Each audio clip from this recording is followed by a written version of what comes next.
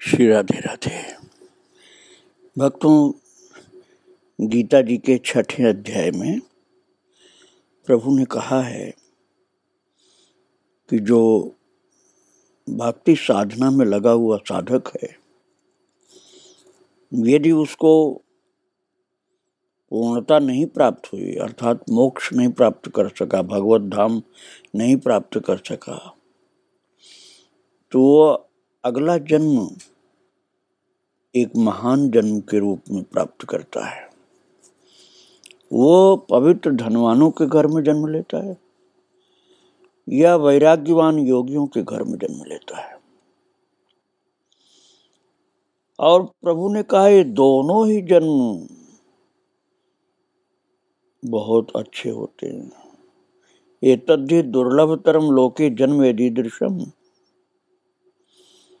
भगवान ने कहा इस प्रकार का जो ये जन्म है संसार में निस्संदेह अत्यंत दुर्लभ है। भक्तों, मोक्ष प्राप्त होना या भगवत धाम प्राप्त होना इतना सरल नहीं है कि झटपट कोई प्राप्त कर ले। जन्म लेने पड़ते हैं, किंतु ये जन्म बड़े ही महत्वपूर्ण होते हैं कि किसी पवित्र धनवान के घर में जन्म ले या किसी वैराग्यवान योगी के घर में जन्म ले। और वहां जन्म लेने के बाद वो अपने पहले शरीर में संग्रह किए हुए जो संस्कार हैं, साधनाएं हैं, उन साधनाओं के अनुसार संस्कार उसको बन चुके होते हैं, तो वो फिर से उसी में और आगे चल पड़ता है। और मैंने देखा है भक्तों कि उनके संस्कार जो होते हैं ना, वो उनको विपरीत दिशा में नहीं जाने देते हैं। और प्रभु उनका सहयोग करते रहते हैं। अभी कल मेरे पास शाम को एक बालक आया था, भक्त था और तीव्र जिज्ञासु था। उसने 2 घटनाएं मुझे बताई जिससे मुझे आनंद आया और आश्चर्य भी हुआ। पहली घटना तो उसने ही बताया कि वो जिज्ञासु भक्त बालक, कल शाम की बात है, भक्ति आश्रम में आया था मुझसे मिलने के लिए। ठाकुर जी की कृपा थी, वो मुझे आकर के मिला बालक और बताया कि वो महाअवतार बाबा की गुफा है हिमालय पर, महाअवतार बाबा की गुफा, वहां जाकर पहुंचा। कितना खोजी होगा वो कि वहां जाकर के गुफा के द्वार पर बैठ गया। बाबा का दर्शन तो मिलना नहीं था, महाअवतार बाबा कोई ऐसे झटपट किसी को मिल तो जाते नहीं। बैठा रहा, सोचा कि चलो कहीं बात करें फोन से, तो फोन में नेट नहीं आ रहा था। और जब उसने भगवान से प्रार्थना किया और महाअवतार बाबा से प्रार्थना किया, तो उसको दिखलाई पड़ा कि अचानक नेट आया और यूट्यूब पर उंगली जाते ही उसमें खुल के क्या आया, जो आप लोगों ने सुना है भगवान राम की बाल लीला में काकभूषुंडी वाला प्रसंग, जिसमें प्रभु की इच्छा से मैंने सुनाया था कि जब रामानंद सागर रामायण धारावाहिक के लिए काकभूषुंडी प्रसंग के लिए कौआ कहाँ से प्राप्त हुई, समस्या में उलझे हुए थे, तो उसी समय एक कौआ आ करके निचली डाल पर पेड़ के आया था और मैं आपको सुना चुका हूँ प्रसंग। और ये भी मैंने बताया था कि महाअवतार बाबा ने रामानंद सागर को रामायण बनाने के लिए आज्ञा दी थी, एक साधु के रूप में आकर। बिल्कुल वही वीडियो आ गया यूट्यूब टच करते ही। अच्छा, मुझे कल उस बालक ने यह भी बताया कि वो वीडियो 5 दिन पहले आ चुका था, लेकिन उसके स्क्रीन पर 5 दिन तक नहीं आया था। महाअवतार बाबा की गुफा के द्वार पर बैठा हुआ जब चिंतित सा हो रहा था, उसी समय आया वो। उस महाअवतार बाबा की चर्चा भी थी कि महाअवतार बाबा ने रामानंद सागर को कहा था, रामायण धारावाहिक बनाओ, जगत का कल्याण होगा। और काकभूषुंडी महाराज वाली लीला भी आई। वो भाव विभोर हो गया वो सुन करके। तो उसके समझ में यही आया कि महाअवतार बाबा ने अपनी उपस्थिति मेरे सम्मुख प्रकट कर दी। वो कह रहा था बालक कि 5 दिन मेरे स्क्रीन पर क्यों नहीं आया, वहीं पर क्यों आया है प्रसंग, जबकि पहले ही दिन आ जाना चाहिए नोटिफिकेशन के रूप में। पहले दिन भी नहीं आया, 4 दिन और नहीं आया। और महाअवतार बाबा की गुफा के द्वार पर जहाँ नेट आ ही नहीं रहा था कहीं से, वो नेट चालू हुआ और चालू होते ही वही वीडियो उसके सम्मुख खुल गया। तो उसको बड़ा आश्चर्य हुआ और आनंद भी आया। तो इसलिए मुझे बताने चला आया वो। और भक्तों, एक बात और उसने बताया, उस बालक ने, कि वो गया था बरसाना और राधा रानी से प्रार्थना किया कि आपकी किसी सखी के गांव का मंदिर का, सखी के मंदिर का प्रसाद किसी मधुकरी मांगने वाले सिद्ध पुरुष के हाथ से मुझे मिलना चाहिए। ये कल की बात है जो बताया उसने मुझे, बहुत एकांत में अकेले चुपचाप धीरे धीरे बता रहा था। वो बोला कि उसी समय एक संत आए और बोले, बेटा मैं ललिता गांव से, ललिता जी का जो गांव है ऊंचा गांव बोलते हैं, ललिता जी का जो गांव ऊंचा गांव जहाँ उनका जन्म हुआ था, उस ललिता जी के मंदिर से मैं मधुकरी मांग के लाया हूँ और मेरी इच्छा है कि तुम लो। और वो सोच ही रहा था कि मेरे ऊपर ऐसी कृपा हो, और वो तो भाव विभोर हो गया बाबा के हाथ की मधुकरी पाके। फिर बोला कि बाबा आपने मुझको क्यों दिया? बोले मेरे मन में आ रहा था कि आज मुझे किसी साधक को देनी चाहिए, इसलिए तुमको दिया। और वो मन में यही सोच रहा था। बालक भगवान से प्रार्थना कर रहा था, राधा रानी से, और उसको मिल गई भिक्षा। ललिता जी के मंदिर के संत ने आकर दिया। तो मैं आपसे कहना चाहता हूं कि यदि आपकी साधना पिछले जन्म की ही होगी तो प्रगति बड़ी तीव्रता से होती है, नहीं तो सत्संग का असर तो होगा ही होगा, धीरे धीरे ही चलेंगे किंतु आगे बढ़ते हैं। यदि पूर्व जन्मार्जित धार्मिक संस्कार होगा तो महाराज ठाकुर जी चमत्कार दिखाते रहते हैं साधक को। जैसे 2 घटनाएं मैंने सुनाई कल जो आकर बालक ने बताया था। और बाबा मनोहर दास जी महाराज, जिनका चरित्र आप श्रवण कर रहे हैं, ये मनोहर दास भी पिछले जन्म के संस्कारी थे। इसलिए जहां इनका जन्म हुआ था राज परिवार से संबंध था, तो वे लोग कहते थे आखेट पर चलने के लिए, लेकिन बालक के अंदर पूर्व जन्मार्जित धार्मिक संस्कार थे पिछले जन्म के, इसलिए दयालुता थी, अहिंसा का भाव था। उसने मना कर दिया, नहीं मैं आखेट पर नहीं जाऊंगा। आप लोग कितना भी कहोगे, मैं किसी पशु का वध करने के लिए मैं आखेट के लिए नहीं जाऊंगा। कड़ाई से मना कर दिया, नहीं मुझे ये नहीं करना। और सब कर सकता हूँ, कुश्ती लड़ सकता हूँ, पूजा पाठ खूब साधना कर सकता हूँ, लेकिन ये नहीं करूंगा मैं। और भक्तों, उनकी साधना की रुचि इतनी ज्यादा थी कि उनके द्वारा पूजा पाठ करने के लिए घर में पृथक से एक पूजा गृह की व्यवस्था की गई फिर। और उन दिनों भक्तों नर्मदा नदी के तट पर संत महात्माओं को दल प्राय चलता ही रहता था। जैसे गंगा जमुना जी के किनारे संत लोग बहुत चलते थे पैदल, ऐसे नर्मदा जी के किनारे भी चलते रहते थे। तो मनोहर बाबा अक्सर उन संतों के दर्शन के हेतु जाया करते थे। उन्हें संत अच्छे लगते थे। भक्तों में संस्कार अच्छे नहीं हो गए ना, और विपरीत शिक्षा मिली होगी, तो संतों की खिल्ली उड़ाते हैं लड़के, क्योंकि उनको शिक्षा विपरीत मिली है, पिछले संस्कार अच्छे नहीं है, तो संतों का मजाक करते हैं। और जिनके संस्कार अच्छे हैं और शिक्षा भी गलत नहीं मिली, वो संतों को जाकर प्रणाम करते हैं, उनकी बातें प्रेम से सुनते हैं, आदर की भावना रहती है। मनोहर बाबा के अंदर यही विशेषता थी। बचपन से ही संतों के प्रेमी थे।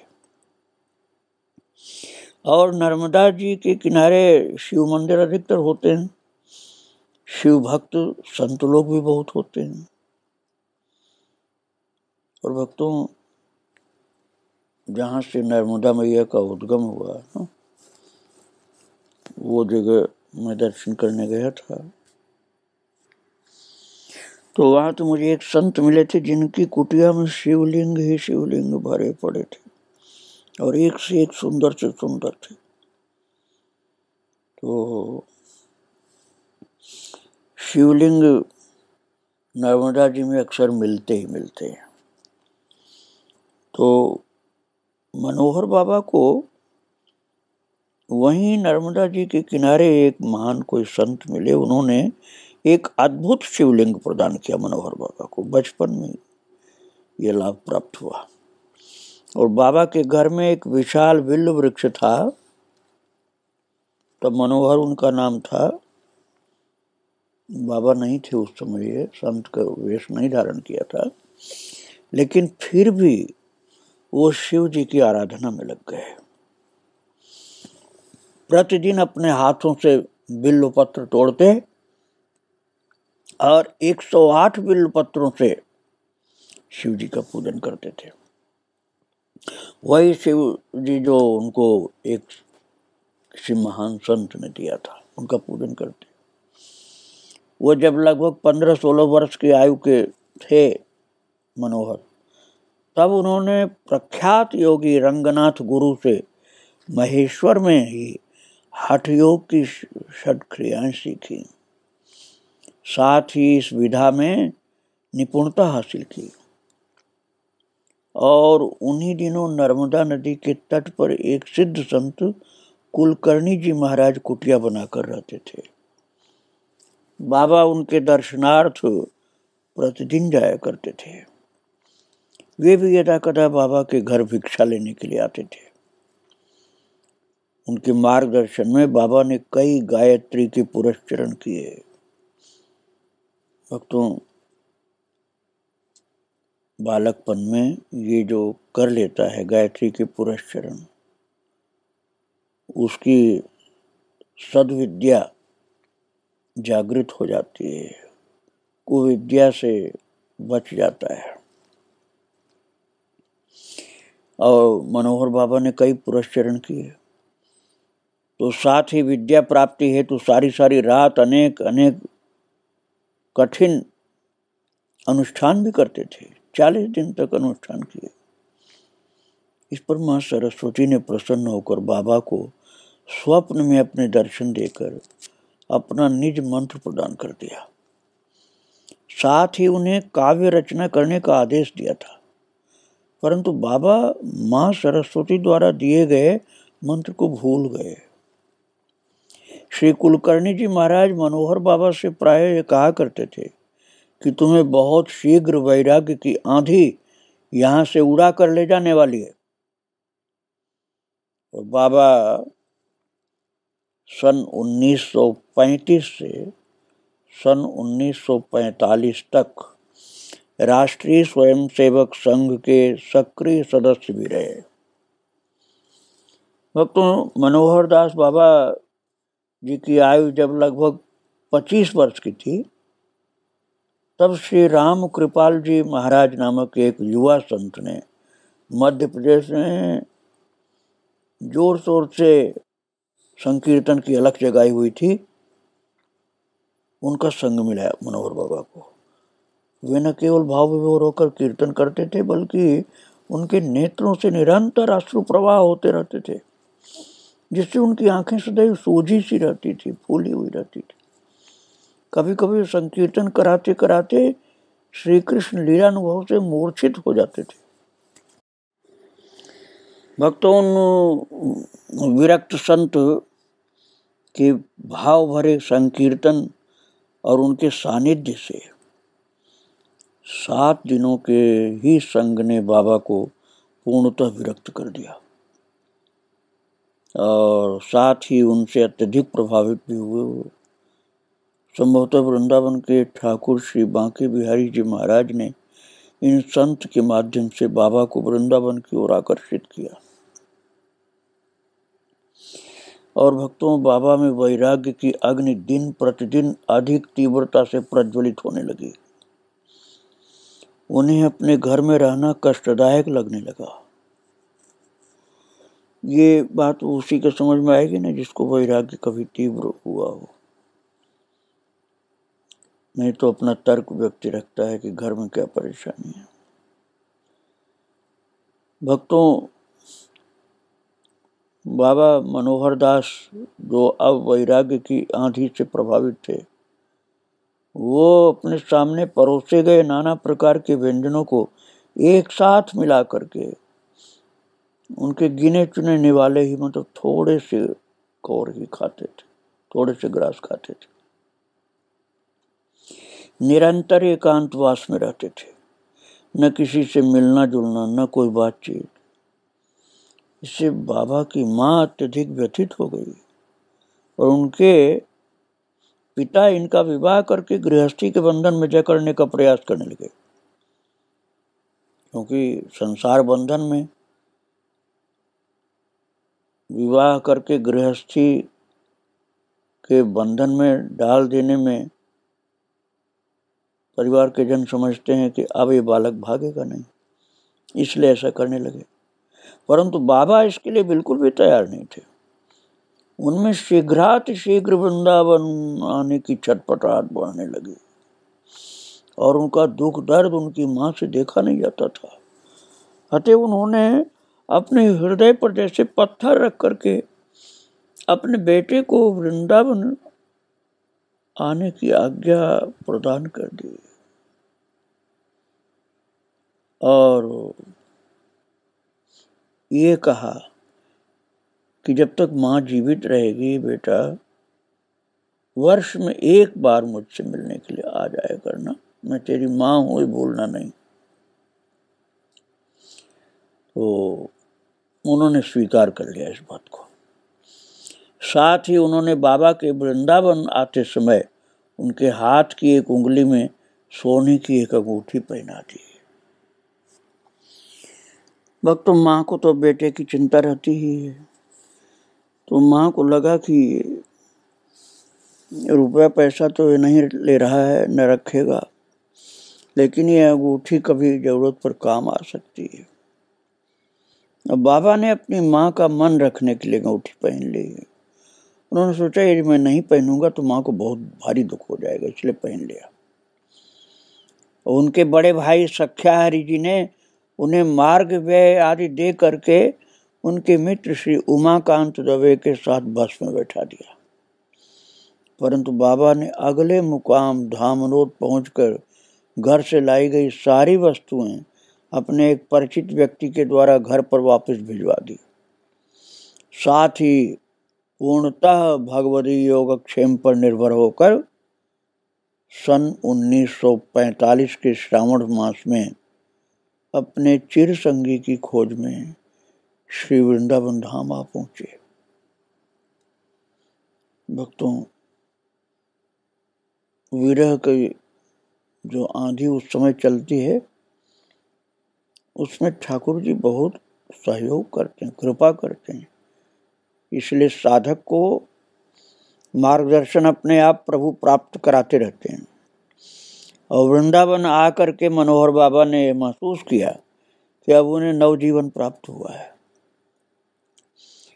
परंतु यहाँ न तो उनके रहने का कोई ठिकाना था और न भोजन का प्रबंध था। आज वाला वृंदावन आप नहीं समझिएगा। बहुत ही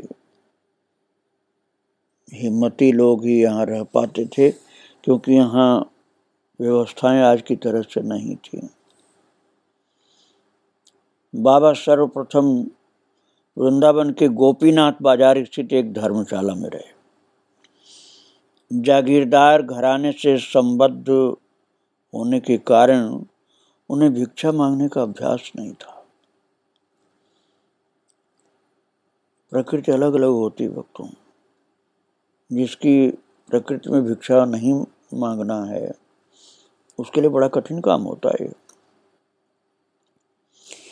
तो 7 दिनों तक निराहार रहे महाराज, क्योंकि घर का तो कोई साथ में था नहीं जो जबरदस्ती खिलावे इन्हें, अकेले आए थे। और 7 दिन तक कुछ नहीं खाया पिया।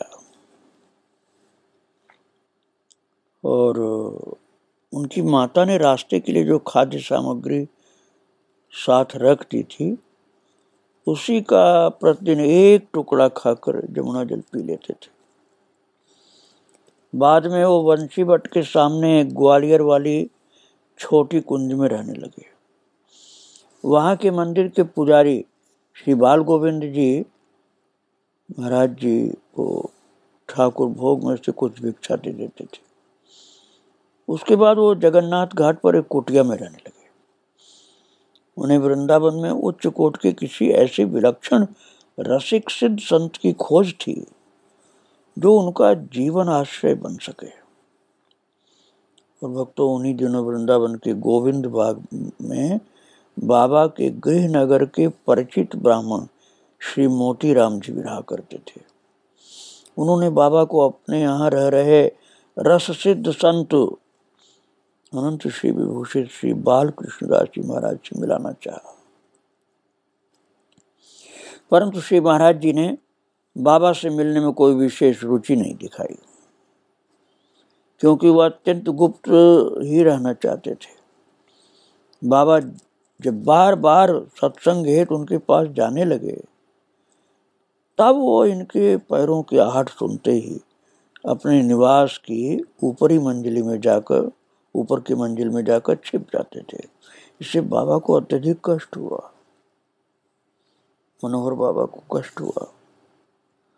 और बाबा को संसार से हाल में ही वैराग्य हुआ था, इसलिए इनके हृदय में अत्यंत दैन्य था। वो रोते हुए कहते थे कि मैं घोर पापी हूँ, जो मुझे श्री महाराज जी जैसे सिद्ध संत अपने दर्शन नहीं देना चाहते हैं। एक दिन राह चलते बाबा को जब मोती राम जी मिले, तो उन्होंने उनसे कहा कि अब मैं कल वृंदावन छोड़कर चला जाऊंगा। अब वहां मुझे बोले कि मनोहर दास बाबा बोले, अब यहाँ मुझे ब्रह्मा भी नहीं रोक पाएंगे।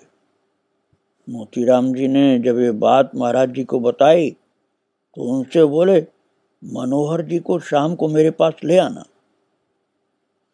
देखो भगवान ने कैसी कृपा की कि महाराज जी मिलना भी नहीं चाहते थे, अब बोले शाम को ले आना मेरे पास। और मोतीराम जी बाबा को महाराज जी के पास ले गए। महाराज जी ने बाबा से अर्थात मनोहर दास बाबा से कहा कि तुम बैठो यहाँ। प्रातः 4 बजे तक सारी रात जीवन के लक्ष्य को लेकर चर्चा की, और इसके साथ ही वो अगली सुबह बाबा को अपने साथ भिक्षा के लिए भी ले गए। कृपा हो गई भक्तों, संत की कृपा हो गई। श्री बाल कृष्णदास जी महाराज अपने साथ भिक्षा के लिए भी ले गए उनको, मनोहर बाबा को। और बाबा को 3 दिनों तक अपने साथ ही भिक्षा के लिए ले गए, जैसे सिखाया कि साधु की रहनी है, मधुकरी करनी पड़ेगी। श्री वृंदावन धाम की कृपा प्राप्त करनी है ना, तो तपस्वी की तरह से मधुकरी मांग करके, भजन करके साधु का जीवन जियो। इसकी शिक्षा, प्रशिक्षण, ट्रेनिंग प्रदान किया बाबा ने। अब इसके बाद मनोहर दास बाबा का मन सदा सदा के लिए वृंदावन का हो गया। जो यहाँ से जाने को तैयार थे, अब जाने की बात दिमाग से निकाल दी। साथ ही उन्होंने वृंदावन से अन्यत्र जाने का जो विचार था उसको जैसे बिल्कुल भुला दिया। उनको अनुभूति हुई कि ब्रह्मा जी से भी बड़े संत हैं और महाराज जी के चरणों में अपना सर्वस्व निछावर कर दिया। इसके बाद बाबा का श्री महाराज जी के साथ प्रायः सत्संग होने लगा। मनोहर दास बाबा समझ गए कि ये महापुरुष हैं जो मेरा कल्याण कर देंगे। उन्होंने बाबा को भजन प्रणाली समझाई, साथ ही उनमें भक्ति और वैराग्य दृढ़ कराया। श्री महाराज जी ने बाबा को ब्रजमंडल के नंदगांव आदि स्थलों का पैदल भ्रमण करा करके उनकी महिमा समझाई। वे उन्हें अपने सतत स्नेह से सिंचित करते रहे। भक्तों, संत कृपा जब हो जाती है तो कुछ भी दुर्लभ नहीं है। इसलिए देवर्षि नारद जी महाराज ने कहा है अपने भक्ति सूत्र में, मुख्यतस्तु महत् कृपैव भगवत कृपाले साधवा। मुख्य रूप से महापुरुष की कृपा होने से भक्ति का रस प्राप्त हो जाता है और प्रभु से प्रेम जब प्राप्त हो जाता है, भगवान का प्रेम भक्त को प्राप्त हो जाता है तो फिर सब कुछ सरल है, फिर कुछ भी परेशानी नहीं रह जाती। तो अब बाल कृष्णदास जी महाराज जो भगवान के उच्च कोटि के सरस प्रेमी संत थे, वो अपने सतत स्नेह से सिंचित करने लगे। उन्हीं ने उनमें प्रिया प्रियतम की प्रीति का बीजारोपण कर दिया। वसुतम मनोहर बाबा ने रस रीतिका का कहरा श्री महाराज जी से सीखा, अर्थात श्री राधा कृष्ण के प्रेम की बात श्री बाल कृष्णदास जी महाराज जी से ही मनोहर दास बाबा को प्राप्त हुआ। जो भक्ति का धन है बाल कृष्णदास जी महाराज से प्राप्त हुआ, इसलिए वही उनके वास्तविक गुरु हो गए। और आगे का चरित्र मैं आपको फिर सुनाऊंगा। आज महाराज जी को प्रणाम करके यहीं विराम दे रहा हूँ। श्री राधे राधे, जय श्री राधे।